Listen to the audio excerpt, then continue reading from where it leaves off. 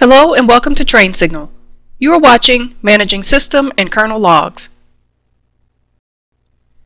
During most of my tenure as a network administrator, I was fortunate enough to always have a team of incredibly smart folks to work with. At one job, however, I was the lone wolf. I was responsible for building and supporting an entire Novell network by myself. A daunting prospect at the time, I admit it was a period in my career when learning through trial and error, my knowledge increased exponentially. Thankfully, that was a long time ago, but one thing that I remember is that even in that environment, it was easy to put off or overlook system maintenance duties. Linux log files can be huge, and perusing these files is really no small task. Yet it's critical, especially today with the myriad of security threats ever looming, that you don't ignore this data. Linux has many log files that are used to provide you key details about how your system is operating. Most of them are readily available, and you don't have to do anything but dig in and start reading. But eventually, you'll need to dig a little deeper, and for that, you need a sound understanding of how Linux manages log files. So in this lesson, we'll talk about the syslog daemon, syslogd, and how it functions and manages server and program messages. Then we'll cover how to modify and configure syslog. Next, we'll review manual logs and the important task of log file rotation. And finally, we'll talk about the different command line methods to view your system log files. Let's start off with a look at syslogd. The Linux system generates its own log files, then some programs generate them as well. What you end up with is an extremely large number of files that, left to manage individually, could become, well, unmanageable. A system logger provides a centralized method to handle log files. Syslogd is a daemon, which as we know runs in the background, and it takes data from servers and programs that are set up to use it. It acts sort of like a traffic cop, directing the data to the appropriate log file. Like other daemons that we've talked about, syslogd is configured through a file stored in the etc directory, and it's called syslog.conf. though Fedora uses rsyslog.conf. The format for lines in the config file are facility.priority followed by action. Facility is the type of program, and priority is a code for the importance of the message. An action is a file, a remote computer, or another location that should accept the message. The facility and priority portion of the line is known as the selector. Let's take a look at the options on the next slide. Okay, so we know that the syslogd configuration line format is facility.priority followed by action. But we need to know what parameters can be included in this format. The first part, facility, has the following options: auth, authpriv, corn, daemon, kern, lpr, mail, mark, news, and we have security, and we have syslog, user, uucp, and finally local 10 to local 17. Now some of these are easy to recognize, like LPR for printer, mail for mail, then you have syslog, but the rest of them might look a little unusual, and most of these are just servers or programs. Now daemon is often used when a program doesn't have a specific code. Next is priority, which again together with facility make up what's called the selector. Its options are debug, info, notice, warning, warn, error, and its identical counterpart ERR. Next we have crit, alert, emerge, and panic. Also, warning and warn are equivalents, as well as emerge and panic. Now at last check, error, warn, WARN, and panic were deprecated, but this may vary depending on your distribution. And finally we have the action, which is usually a file name, and var log, and it could be messages, syslog, secure, or some of the others, which include console, remote PC, users, and asterisk, which again means all. Let's open a terminal window and check out our own syslog file. From the main menu, Click on Applications, System Tools, and Terminal. First, let's make sure that we have the daemon running, which we probably should. But let's type in ls space etc init.d and hit enter. And what we have is our syslog. Again, because our test system is Fedora, the configuration file is a little different. Normally you would just see syslog here. Now let's take a look at the configuration file. So let's go ahead and type in cat space /etc, and we know the name of our file is our syslog. Again, on your system it could be just syslog. .conf and hit enter. Let's scroll up to the top of the file, and as you can see we have a couple comments here to lead off, and then we have the module section which outlines some kernel and messaging directives that we see here. And again, we see the lines are in the format. If we go down here and look at the global directives and rules, we can see that the lines are in the format facility, dot priority, or the selector, followed by the action. Let's scroll down. So in this line, for instance, this says to log all mail messages in one place. So we've got the mail facility, followed by the dot, followed by the priority, which is all, and then it says to log all of those in var log mail log. And if you look here, we also have a line for cron, and this basically says to where to log the cron files. And again, we have the facility, which is cron, followed by the period, followed by the priority, which is all, and it says to log those in var log cron. And our file ends here. A couple more settings, and we've got some comments to document the other file settings. Normally Linux handles log files admirably all on its own, but there may be times when you need to generate something special. For this purpose, you use the logger tool. The command syntax is logger space options space message. The message field is normally whatever you specify after the options. And this can also be input from the command line. Logger takes several options, and they include first, -lowercase I, which records the process ID along with the log message, -s, which echoes data to standard error in addition to the log file. Now if you remember from our GNU and Unix commands lesson, we learned that standard error, which is denoted with the redirection operator to and the greater than sign, is used to redirect standard error. And we also learned that a common trick to get rid of data like unwanted error messages is to redirect that data to dev null. Moving on, we have next -d, which uses a datagram rather than a stream connection to logger socket. Now this is an advanced feature that you should use with caution. Typically you'll only use it if documentation for a specific program tells you to do so. -f space file logs the contents of a file. -p sets a priority. -t removes the logger tag from file names since it's normally included by default. And finally -u logs directly to a network socket. Let's head back to our terminal and try out the logger command next. Okay, let's go ahead and clear our screen with clear. Now, say we wanted to log a message as a reminder for ourselves. We know that if we use logger with no options, the last field is considered a message.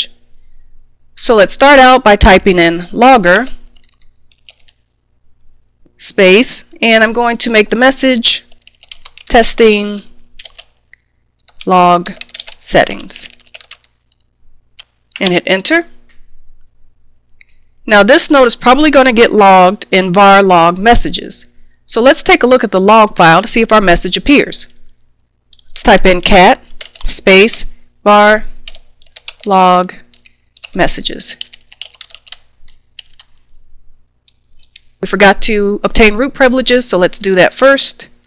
Let's type in SU and our password. Now let's try. Cat space var log messages. And hit enter. Now this will go through a long list of log entries, but as you can see here, our last one has indeed been picked up, testing log settings. Now let's try the -F file option to log the contents of a file. Now let's use one of the script files that we created in our previous lesson. I'm going to use case demo. Now with this option, you don't really want to use a large file, as that would in turn increase the size of your log. We always want to keep our log file sizes under control. So let's type in logger space -F, and again I'm going to use case demo.txt. Just use a file of your choice and hit enter. Now let's go ahead and hit the up arrow key so we can bring up the cat command again and hit enter. And as we can see, the contents of that file have indeed been added to the end of our log file. Now let's go back to our presentation and talk about rotating log files. Because syslog has no built-in mechanism to control the size of log files, they can quickly grow and expand. And in a world where enterprise hard disk space needs to be tightly controlled, it's important to employ some level of control. Linux lends a helping hand with log file rotation tools. They can rename, compress, delete, and even force creation of new log files. The most popular tool is called log rotate. And we first got a glimpse of this program when we talked about cron jobs in our job scheduling lesson. That's because, if you recall, log rotate is one of the programs controlled by a cron job. Can you tell me where log rotate's configuration file is stored? That's right, in etc. You should be seeing a pattern there as well. Configuration files will normally sit in the etc directory. A sample logrotate.conf configuration file is on your screen. It starts out with some comments, followed by individual directives like weekly, rotate, create, etc. Let's go over to our terminal window and take a look at a live configuration file. I've already cleared our window, so let's type in cat space etc log rotate.conf and hit enter. Let's scroll back up to the top. You can see again that we start off with a couple comments indicated with the pound sign. Then we've got a weekly directive, which says to rotate the log files weekly. We've got create, got a date directive, and if we scroll down a little bit, if you take a look at this line right here, it indicates that you should look for files for RPM log files in the etc logrotate.d directory. We'll talk about that a little bit more in just a moment. But this is the directory where you store individual log files. Then we've got some individual packages here, WTMP and BTMP, with their own settings and directives that again will be overridden by anything that's in the default settings. And we've got a last line here with the comment that says any system-specific logs can also be configured here. Now let's go back to the presentation and review this file format in a little more detail. So we review the logrotate.conf file and understand the settings there, and we also learned that files for individual packages are also stored in logrotate.d. The format for files in this directory is file name, followed by an opening curly brace, then you have some options, then a closing curly brace. Let's take a closer look at these options on the next slide. We looked at the format for the definition of a specific log file entry on the last screen. I should note that these settings will override the default log file settings. Now they have some options that we should review, and most are fairly simple.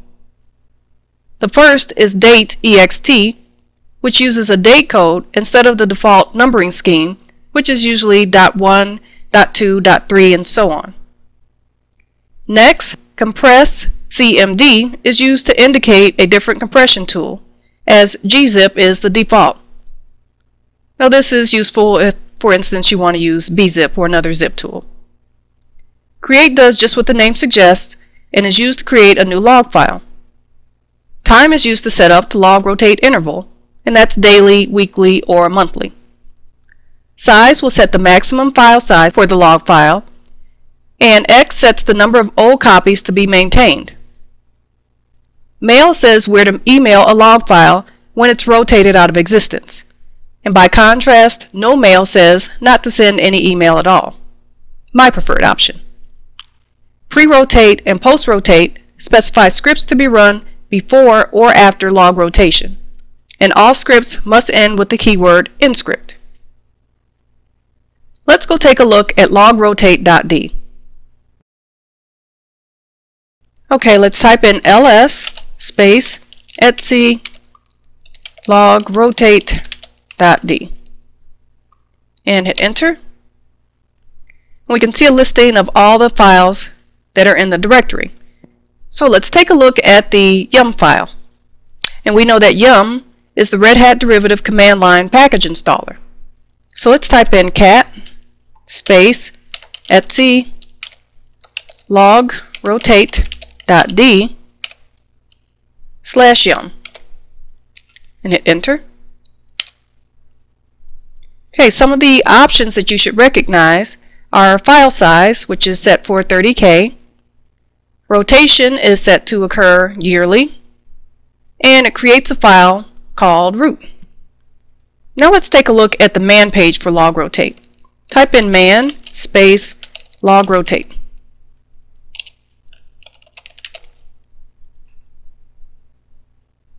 I always like to check the man page because it gives you the most detailed version of all the options. Again, you can page down to look at all the content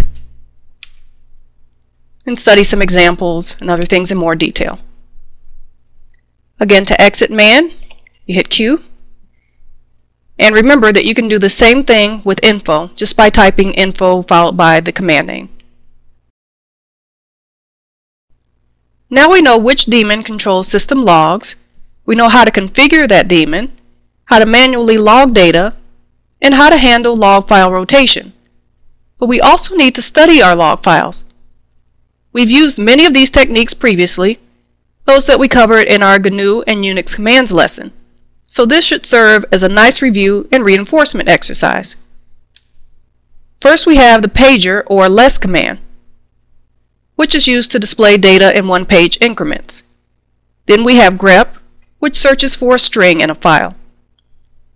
Head and tail are used to view the first 10 and last 10 lines of a file respectively. And with the -F option, it continues to monitor the file and displays new lines as they're added to the file. And finally, there are third-party programs like logcheck that can also help. Let's go back to our terminal and try these out again. First, let's try the less command. So type in less space var log messages and hit enter. And again, it gave us one page worth of data. And you could enter to go forward one line at a time or page down to do page at a time. And to exit this view, we hit Q. Now let's type in grep so that we can search for a string in a file. Let's type in grep space and let's type in our login. We're going to look in var log messages again and hit enter. If there were any occurrences of our logon in the file, they would have appeared. Let's try another one. We'll type in grep, then we'll type in ETH0, which is the Ethernet connection, See if there's anything listed for that. And hit enter. And we do have some hits on that string. Again, it'll go through, search through the entire log file and bring up everything that has ETH0 in that line.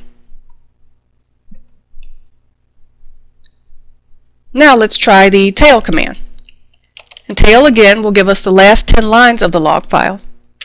This is useful, of course, for if you want to see something that happened perhaps since you logged into the computer or since you rebooted. So let's type in tail var log and messages and hit enter, and this will give us the last 10 lines, which actually includes things that we did earlier in the lesson. Now let's try the same thing with the -F option. I use the up arrow key to bring the command back up, and I'm just going to add in -F and hit enter. Again, -F will display the last 10 lines of the file, and if any additional data is logged to the log file, it will display that on the screen as well. Let's go ahead and launch another terminal window.